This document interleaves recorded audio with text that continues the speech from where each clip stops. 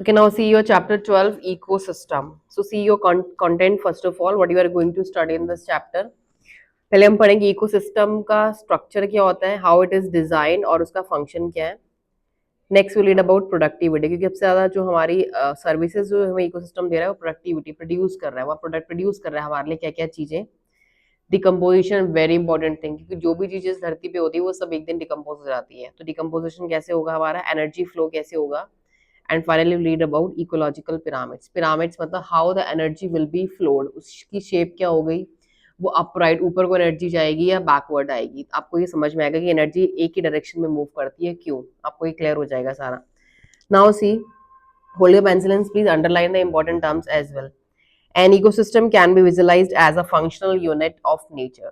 तो हम ecosystem को क्या बोल सकते हैं, functional unit of nature where living organisms interact among themselves and also with the surrounding physical environment.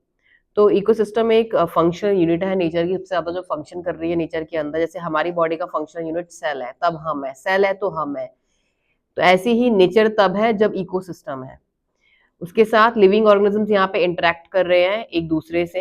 And also surrounding physical environment. Physical environment मतलब जो उनके साथ एबायोटिक फैक्टर्स हैं उनसे भी वो इंटरेक्ट कर रहे हैं. पानी नहीं पी रहे हैं आप बताइए, ऑर्गेनिजम्स वाटर नहीं पी रहे, एयर नहीं ब्रीथ कर रहे हैं, वो तो एबायोटिक है, नॉन लिविंग फैक्टर्स, तो उनसे भी इंटरेक्ट कर रहे हैं. Okay. Ecosystem varies greatly in size. Ecosystem का साइज अलग हो सकता है from a small pond to a large forest और सी.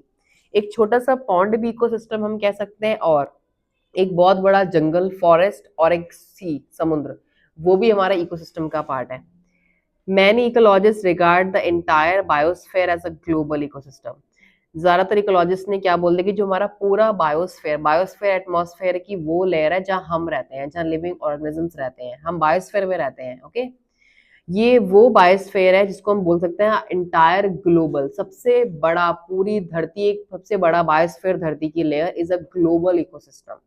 तो अगर आएगा what is global ecosystem, you will write biosphere as a composite of all local ecosystems on earth. तो global ecosystem is equal to composite of all local ecosystem. जितने भी local ecosystem हमारे, जैसे कि पॉन्ड, सी, हमारे यहाँ का, कहीं और का, किसी और एरिया का, सारे रीजन्स के, in total will say them global ecosystem. Since this system is too much big and complex to be studied at one time.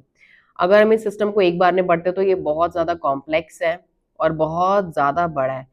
It is convenient to divide it into two basic categories. तो ये बहुत easy रहेगा अगर हम इस पूरे ecosystem को दो अलग अलग कैटेगरीज में डिवाइड कर दें. वो कैटेगरीज हमारी नेमली हैं टेरेस्ट्रियल और एक्वेटिक इकोसिस्टम. तो हमने पूरे बायोस्फेयर के धरती इकोसिस्टम को दो पार्ट से बांट दिया, terrestrial ecosystem and aquatic ecosystem.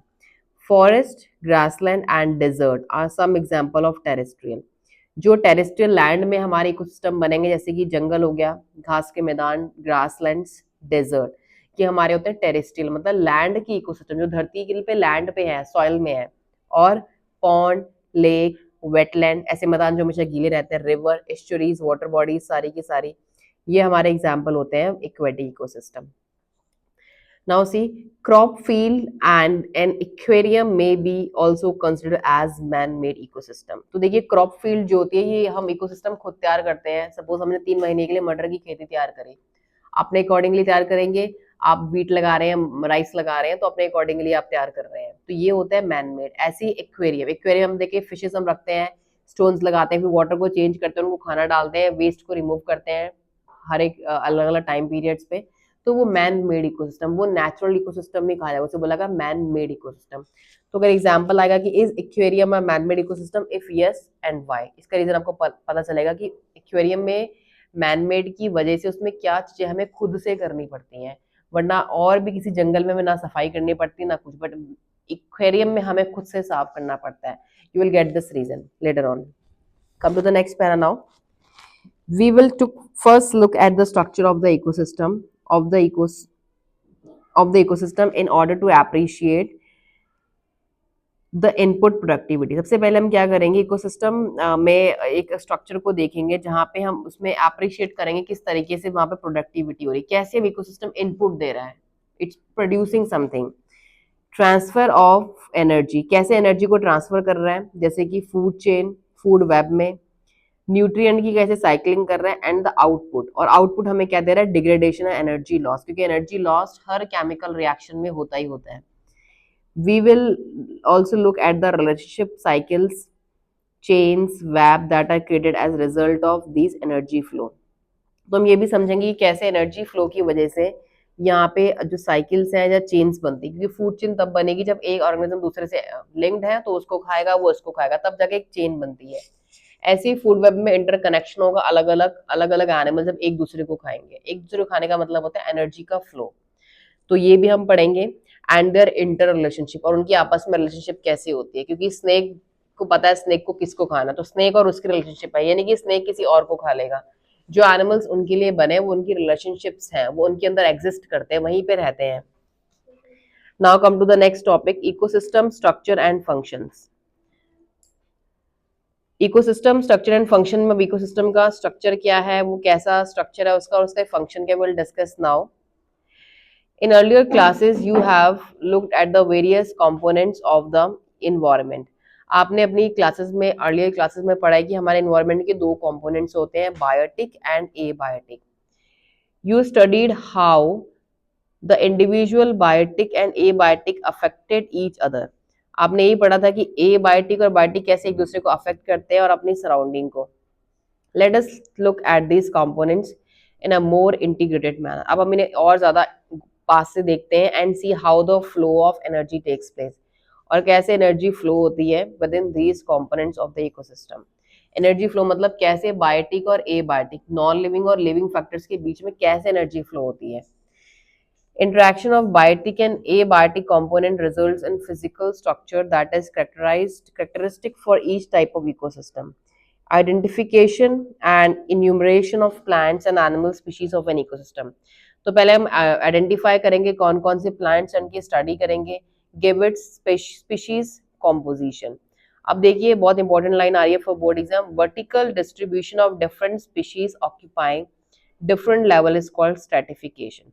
तो 1 मार्क क्वेश्चन है कि व्हाट इज स्ट्रेटिफिकेशन। जब हम अलग अलग स्पीशीज को वर्टिकली ऐसे ऊपर को लगाएंगे एक सीक्वेंस में, जैसे हमारे पिरामिड्स बनते हैं इस सीक्वेंस में, या ट्रॉपिक लेवल्स में अरेंज करेंगे वर्टिकली, हमेशा हम वर्टिकली अरेंज करते हैं, उसको बोलते हैं स्ट्रेटिफिकेशन। जब उन्हें अलग अलग लेवल देते हैं, first level, second level, primary, carnivore, secondary, tertiary, तो वो पूरा अरेंजमेंट होता है स्ट्रेटिफिकेशन। फॉर एग्जाम्पल देखिए, tree occupied top vertical strata, T top level पे आएगा, स्ट्रेटा मतलब टॉप लेवल पे आएगा, of a forest, shrub, second, and herb and grasses occupy the bottom. ऐसे ही फिर नेक्स्ट आएगा, फिर नेक्स्ट आएगा, फिर नेक्स्ट आएगा। अब देखिए, the components of ecosystem are seen to function as a unit. हमारे इकोसिस्टम के जो दो कंपोनेंट्स है, बायोटिक और एबायोटिक, वो यूनिट में काम करते हैं। When you consider the following aspects, तो क्या क्या एस्पेक्ट्स हैं हमारे इकोसिस्टम के। अगर एस्पेक्ट्स ऑफ इकोसिस्टम आएगा, कैसे हमारे फैक्टर्स आपस में कोऑपरेट कोऑर्डिनेट करते हैं, तो आप ये चार फैक्टर्स, चार एस्पेक्ट्स लिखेंगे इकोसिस्टम के।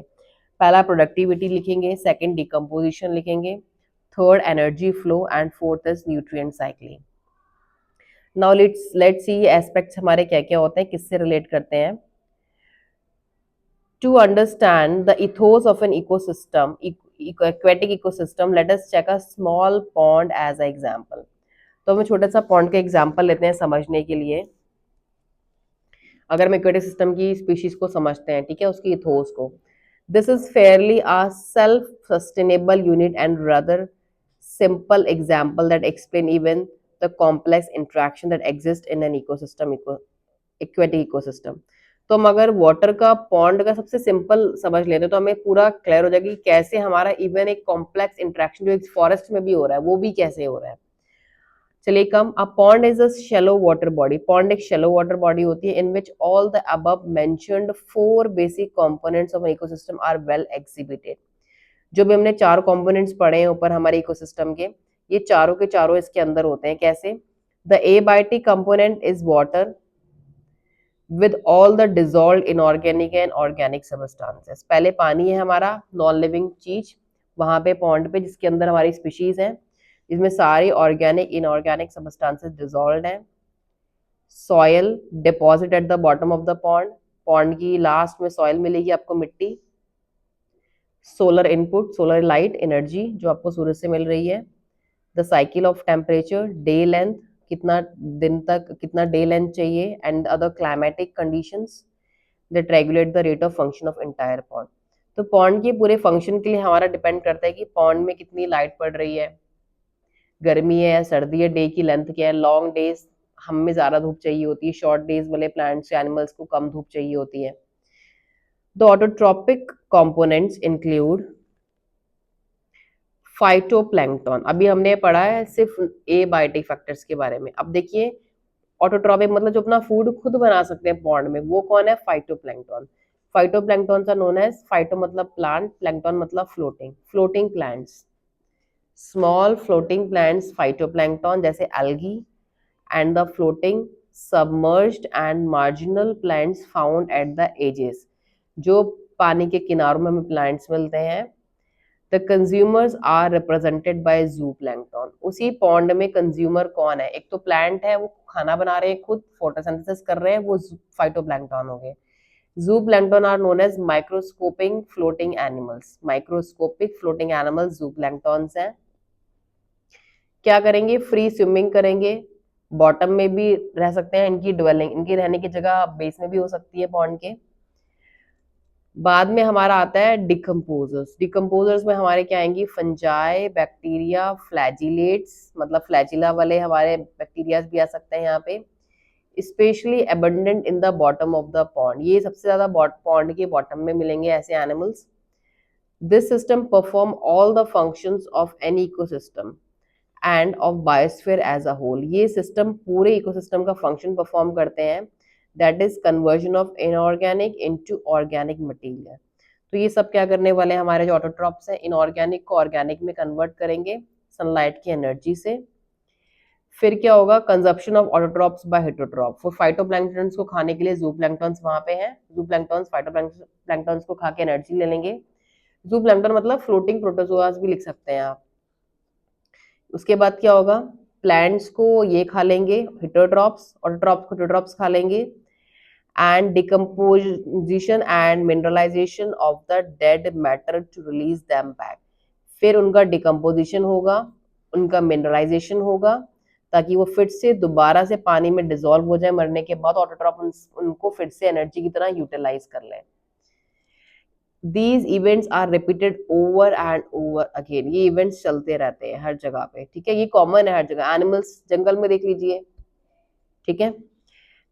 This is unidirectional movement of energy toward the higher trophic level. देखिए ये जो होता है, ये हमारा एनर्जी का मूवमेंट एक ही डायरेक्शन पे हो रहा है, यूनि मतलब single direction, and its dissipation and loss as heat to the environment.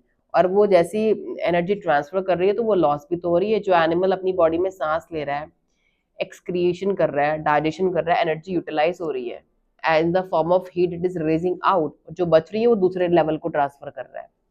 तो ये हमारा हो गया सारा a brief introduction on productivity, on ecosystem structure and function. Now we will read in detail one by one all the aspects of ecosystem.